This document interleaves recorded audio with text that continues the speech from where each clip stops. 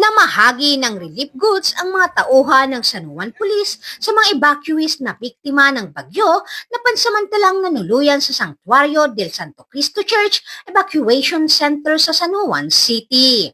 Pinangunahan nito ni Police Colonel Anthony C. Gantang, Chief of Police ng San Juan City Police Station, katuwang ang mga tauhan ng SCADS at mga personal mula sa NAPI NCOs at Sector 3.